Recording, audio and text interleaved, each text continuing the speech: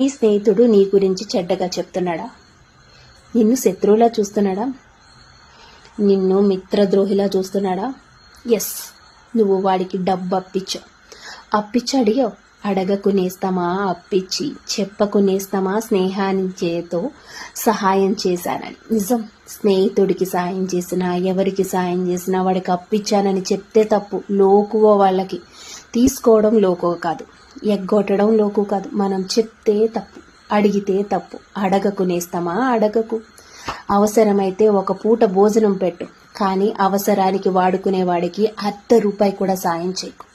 నిజాయితీగా అప్పు చేసేవాడు ఒక రకం ఉంటాడు, నిండా ముంచేసేవాడు 100 రకాల మాటలు మాట్లాడతాడు.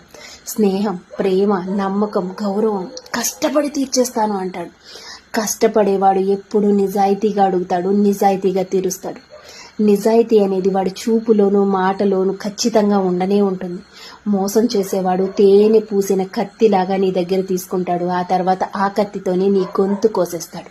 ఎందుకంటే నువ్వు అడగడానికి నీ నోరు లేగకూడదు కాబట్టి. అవును, డబ్బు తెచ్చే చెడు అంతా ఇంత కాదు. నీ స్నేహితులైనా బంధువులైనా ఎవరైనా సరే డబ్బుంటే అబ్బా ఎంత మంచివాడివి అన్నవాడు అవసరానికి ఆదుకున్నాక డబ్బు అడిగితే నిన్ను ఎంత నీచంగా చూస్తారో తెలుసా నేస్తమా? అందుకే సాయం